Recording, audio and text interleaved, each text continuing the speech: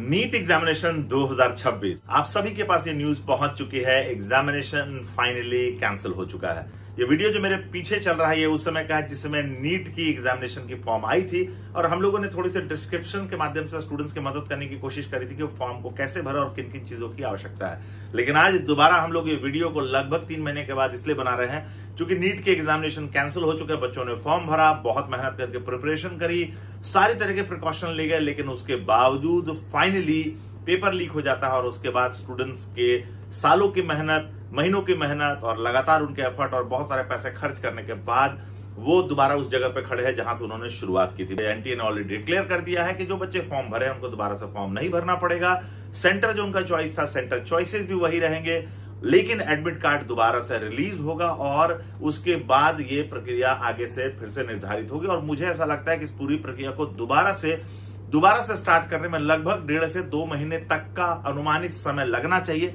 ऐसे ऑफिशियली आप एनटीए के वेबसाइट को विजिट करते रहेंगे तो वहां पे सारी अपडेट्स आपको मिलती रहेंगी और वहां से आपको पता चलेगा कि नेक्स्ट एग्जामिनेशन की जो डेट है वो कब की शेड्यूल है और उसके लिए क्या क्या नेक्स्ट प्रिकॉशन एनटीए ले रहा है। बहुत सारे स्टूडेंट जिनको लगा था कि वो गवर्नमेंट कॉलेज तक पहुंच गए हैं, अब दोबारा प्रयास उनका जो होगा वहां तक पहुंच पाएगा या नहीं पहुंच पाएगा, इस तरीके से बहुत सारी असमंजस है जो स्टूडेंट्स के दिमाग में चल रही है। बहुत सारे ऐसे लोग जो गवर्नमेंट से चूक रहे थे या जो अपने डिजायर्ड कॉलेज या डिजायर्ड कैटेगरी से चूक रहे थे, उनके लिए दोबारा से अवसर है कि अगले 1-1.5 महीने के अंदर, चूंकि वो क्वेश्चन के पैटर्न को जानते हैं, उनको पता है कि कौन कौन से पार्ट थे जो उनके वीक थे, कहां वो कमजोर थे, उन चीजों पर दोबारा वो मेहनत कर सकते हैं। और वैसे स्टूडेंट्स जिनको लग रहा था कि शायद वो क्वालिफाई नहीं कर पाएंगे या फिर क्वालिफाइंग मार्क्स के आसपास रहेंगे, दोबारा से आपको इसी साल रीप्रैक्टिस करने का मौका मिल रहा है। तो एक एक मिनट का इस्तेमाल करिए और किसी भी तरीके से अपने उस समय का बर्बाद ना होने दीजिए, क्योंकि जो डिसीजन होगी वो एनटीए के माध्यम से होगी। तो different news channel, different platforms पे जा करके परेशान होने से बेहतर है कि आप समय किताबों में दीजिए, क्योंकि at the end examination centre पे यही आपकी मदद करेंगे। भले ही आपका समय बर्बाद हुआ हो, लेकिन बहुत सारे लोगों के लिए ये एक अवसर के रूप में भी है। और वैसे लोग जिनका ऑलरेडी लग रहा था कि वो गवर्नमेंट क्रैक कर सकते हैं, अगर लगता है उनके मन में उनको डर आ रहा है, तो चूंकि वो प्रिपरेशन है आपकी और कभी भी इंसान से सब कुछ, हर इंसान से आप सब कुछ छीन सकते हैं लेकिन उसका ज्ञान, उसकी विद्या नहीं छीन सकते। तो आपने जो भी पेपर दिया था वो अपने टैलेंट और अपने हुनर पे दिया था, तो आपका नॉलेज और आपका स्किल दोबारा आपका साथ देगा। इसलिए डिप्रेस नहीं हो, अपने सारे चैप्टर्स और सारे स्ट्रॉन्ग पॉइंट्स के ऊपर दोबारा वर्कआउट करना शुरू करें। जो अच्छे पॉइंट्स थे उनका रिवीजन करना शुरू करें, जो छूट रहे थे उन पे दोबारा मेहनत करने की कोशिश करें। चूंकि एनटीए का एग्जाम, नीट का एग्जामिनेशन एनटीए के द्वारा कैंसिल कर दिया गया और ये सच नहीं बदल सकता।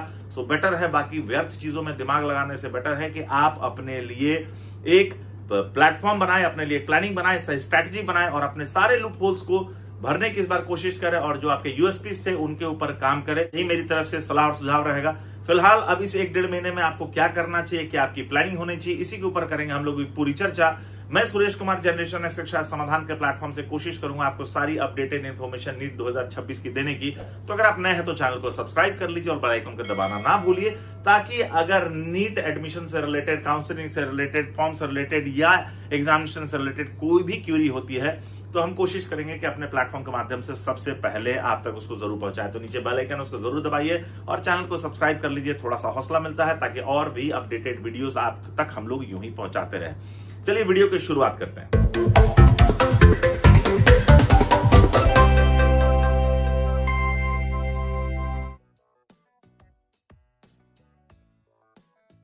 क्यों नेपाल में आपको जाना चाहिए, क्यों यहाँ के बहुत सारे कॉलेजेस जो है वो आपके चॉइस लिस्ट में होने चाहिए, एडमिशन प्रोसेस कैसे होगा, वहां पढ़ना कैसे आसान है, फीस स्ट्रक्चर क्या है, एडमिशन प्रोसेस कैसे होता है, ये सारी चीजों को हम लोग कोशिश करेंगे इस वीडियो में कवर करने की। हाँ, बिल्कुल पीछे जो टैगलाइन देख रहे हैं बिल्कुल सही देख रहे हैं। आज हम लोग बातचीत करने वाले हैं MBBS, MD, MS admission in Nepal, लेकिन हम लोग आज बातचीत करेंगे एमबीबीएस एडमिशन इन नेपाल के बारे में, जिसमें हम लोग उसके जो यूनिवर्सिटीज हैं उनके ऊपर बातचीत करेंगे, कौन कौन से कॉलेजेस हैं उनके ऊपर बातचीत करेंगे, एडमिशन प्रोसेस के ऊपर बातचीत करेंगे, कौन कौन लोग हैं जो एलिजिबल है बातचीत करेंगे, क्यों वहां पढ़ना चाहिए, इस तरह के सारे टॉपिक्स को हम लोग कवर करेंगे। तो चलिए वीडियो की शुरुआत करते हैं। तो अगर हम लोग नजर डालें कि क्यों नेपाल आपको चॉइस करना चाहिए, क्यों आपको एमबीबीएस, एमडी और एमएस नेपाल से करना चाहिए, तो अगर हम लोग यहाँ पे देखें तो ग्लोबली रिकॉग्नाइज्ड और स्टैंडर्ड कोर्स करिकुलम यहाँ पे स्टूडेंट्स को मिलता है। पासपोर्ट, वीजा रिक्वायर्ड नहीं होती है स्टूडेंट्स के लिए जो इंडियंस है, जो कि यहाँ से हमारे बॉर्डर लगते हैं और बॉर्डर पे जो है विदाउट जो वीजा पासपोर्ट स्टूडेंट्स अलाउड है।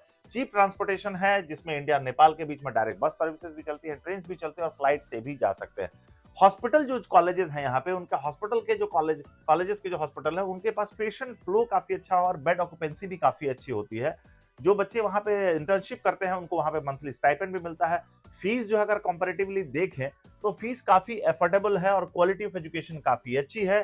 साथ ही साथ यूनिवर्सिटी और कॉलेजेस जो है वो रिकॉग्नाइज है एनएमसी और डब्ल्यूएचओ से।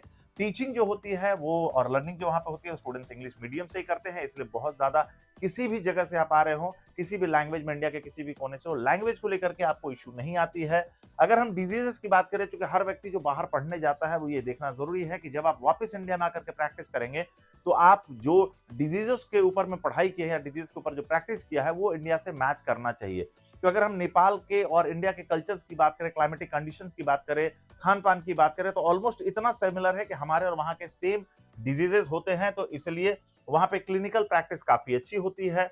जो सिलेबस है, बुक है, टीचिंग है, मेथोडोलॉजी है और जो मेडिसिन है वो बिल्कुल भी इंडिया में जो पढ़ाई होती है उससे पूरा मैच करता है। जो बहुत सारे स्टूडेंट्स हैं जो ग्रेजुएट हैं वो करंटली जो है वो बहुत ही रेपुटेड कॉलेजेस और इंस्टीट्यूशन वर्क कर रहे हैं इंडिया एंड अब्रॉड में। उसके अलावा अगर हम लोग बातचीत करें तो बहुत सारे स्टूडेंट्स जो यूएस में यूएस असेंबली के जो यूएस मेडिकल लाइसेंस एग्जामिनेशन जो होते हैं उसके लिए एलिजिबल हो पाते हैं बहुत इजीली कंप्लीट करने के बाद। एमबीबीएस यहाँ से चूंकि पढ़ाई काफी अच्छी है। इसके अलावा जैसे मैंने आपको पहले बताया कि similar culture, fooding and living जो है वो जो है इंडिया से बहुत हद तक मैच करता है। इसके अलावा जो कॉमन प्रैक्टिस हर जगह पे होती है, हॉस्टल और जो है बॉयज एंड गर्ल्स के लिए अलग है। स्टूडेंट्स जो डिजर्विंग कैंडिडेट हैं उनके लिए भी यहाँ पे स्कॉलरशिप अवेलेबल है। इसके साथ साथ सेवरल एमडी और एमडीएस के प्रोग्राम भी है जो एनएमसी के द्वारा रिकॉग्नाइज है, वो भी यहाँ से स्टूडेंट्स को करने का मौका मिलता है। नेपाल में अगर आप एमबीबीएस एडमिशन के लिए प्लान कर रहे हैं तो एक सिंगल बॉडी है जिसके जो कि वहां पे एडमिशन प्रोसेस को कंडक्ट कराती है, that is medical education commission, that is known as MSC. ये सिंगल प्लेटफॉर्म है या सिंगल ऑर्गेनाइजेशन है जिसके माध्यम से स्टूडेंट्स जो वहां पे एडमिशन ले सकते हैं। तो वैसे सारे स्टूडेंट्स जो एमएससी के थ्रू एडमिशन लेना चाहते हैं उनके लिए जो बेसिक क्राइटेरिया है कि एटलीस्ट उनका 50% मार्क्स जो होना चाहिए वो एग्रीगेट होना चाहिए फिजिक्स, केमिस्ट्री और बायोलॉजी में। और इसके साथ साथ वैसे स्टूडेंट्स जो कि इंडिया से हैं, अगर वो नीट में क्वालिफाई हैं तो वो आराम से वहां पर पे अपने नीट के रैंक के बेसिस पे काउंसलिंग के माध्यम से वहां पे एडमिशन ले सकते हैं। तो वहां पे जो एडमिशन प्रोसेस होता है, ध्यान रखेंगे, वो भी काउंसलिंग के थ्रू ही होता है, डायरेक्ट एडमिशन नहीं है। लेकिन अमूमन बहुत लो स्कोर तक में स्टूडेंट्स को वहां पे सीट मिल जाती है। और वैसे स्टूडेंट्स जो इंडिया में नहीं क्वालिफाइड है वैसे स्टूडेंट्स को एमएससी के फॉर्म को भरना पड़ता है और वहां के नेपाल के एंट्रेंस एग्जामिनेशन को दे करके भी वहां पे एडमिशन ले सकते हैं। बट बेटर होगा कि अगर आप इंडिया में क्वालिफाइड हैं, अपनी जनरल कैटेगरी में अगर आप क्वालिफाइड हैं तभी आप एडमिशन लें। तो वैसे स्टूडेंट्स के लिए यहाँ पे 5000 का फॉर्म भर करके स्टूडेंट जो है वो एलिजिबल हो सकते हैं और एमएससी के माध्यम से अपना एडमिशन सीट सिक्योर कर सकते हैं नेपाल में। तो बातचीत करें तो नेपाल में दो मेजर प्राइवेट यूनिवर्सिटी, एक त्रिभुवन यूनिवर्सिटी और एक काठमांडू यूनिवर्सिटी, जिसके अंदर सारे कॉलेजेस आते हैं और साथ साथ कुछ गवर्नमेंट कॉलेजेस भी है। तो अगर हम लोग देखें लिस्ट में तो medical colleges recognised by national medical commission of India जो कि एमबीबीएस ऑफर कर रहे हैं नेपाल में। त्रिभुवन यूनिवर्सिटी के अंदर नेशनल मेडिकल कॉलेज जो कि वीरगंज में है, चितवन मेडिकल कॉलेज जो कि भरतपुर चितवन में है, जानकी मेडिकल कॉलेज जो कि जनकपुर में है, गंडकी मेडिकल कॉलेज जो कि पोखरा में है, Universal College of Medical Sciences जो कि आपका नेपाल में है, स्कलकिस Medical College, Maharajgunj Medical College और इसके बाद Nepalese Army Institute of Health Sciences जो कि काठमांडू में है। काठमांडू यूनिवर्सिटी के अंदर हम लोग बातचीत करें तो बहुत सारे कॉलेजेस हैं जो कि काफी बेहतर है इंफ्रास्ट्रक्चर के मामले में, साथ साथ एजुकेशन के मामले में और कनेक्टिविटी के मामले में भी आप देखेंगे तो बहुत सारे नियर बाय भारत के डिफरेंट स्टेट्स है जिसके बॉर्डर्स के आसपास में ये कॉलेजेस हैं, जिसमें विराटनगर मेडिकल कॉलेज जो कि विराटनगर में है,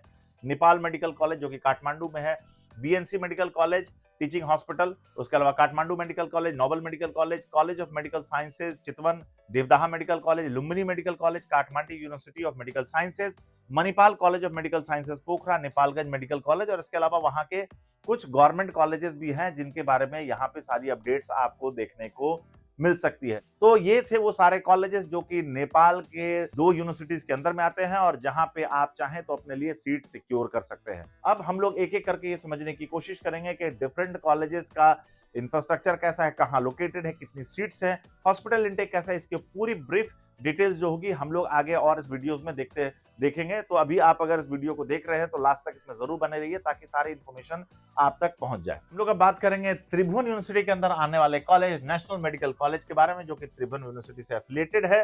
ये college national medical Council of India, education commission for Foreign Medical graduate और डब्ल्यूएचओ से एफिलिएटेड है। अगर हम इस कॉलेज की बात करें तो वीरगंज नेपाल में एस्टैब्लिश 2001 का कॉलेज 1050 बेडेड हॉस्पिटल के साथ रन कर रहा है। त्रिभुवन यूनिवर्सिटी के अंदर आने वाला बेस्ट कॉलेज है, बेस्ट इंफ्रास्ट्रक्चर है अमंग ऑल प्राइवेट कॉलेजेस, बहुत क्लोज है रक्सौल बिहार बॉर्डर से, मॉडर्न टेक्नोलॉजीज के साथ रन कर रहा है, large number of patient flow है यहाँ पे। इसके अलावा एनआईसीयू, आईसीयू, सीसीयू सर्विसेज बहुत अच्छे हैं और बेस्ट मेडिकल कॉलेज है ईस्टर्न नेपाल में। अगर हम लोग बात करें तो रक्सौल से सिर्फ 5 किलोमीटर की दूरी पे ये कॉलेज जो है, नियरेस्ट बॉर्डर जो आपका है वो सिर्फ 5 किलोमीटर की दूरी पे, तो कनेक्टिविटी बहुत आसान है। डायरेक्ट बस सर्विसेज आपको पटना से बीरगंज के लिए मिल जाएंगे, फ्लाइट सर्विसेज दिल्ली काठमांडू सिमारा के लिए मिल जाएंगे, फ्लाइट सर्विसेज कोलकाता काठमांडू सिमारा के लिए मिल जाएंगे और फ्लाइट सर्विसेज बनारस काठमांडू सिमारा के लिए इजीली मिल जाएंगे। लोकल ट्रांसपोर्टेशन जो है वो सिमारा मीरगंज के बीच में सिर्फ 30 मिनट का, और साथ साथ पर्सनल कार से भी आप जा सकते हैं।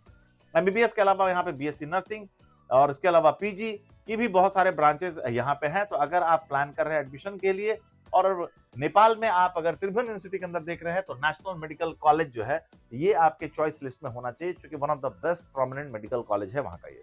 तो चलिए हम लोग बात करेंगे चितवन मेडिकल कॉलेज के बारे में, जो कि त्रिभुवन यूनिवर्सिटी से एफिलिएटेड है और जो कि रिकॉग्नाइज है Nepal medical Council of India, education commission for Foreign medical graduates and WHO से। कॉलेज की अगर हम लोग बात करें तो चितवन नेपाल में स्टैब्लिश है कॉलेज, 2006 का स्टैब्लिश कॉलेज है और 750 बेडेड हॉस्पिटल के साथ ये कॉलेज रन कर रहा है।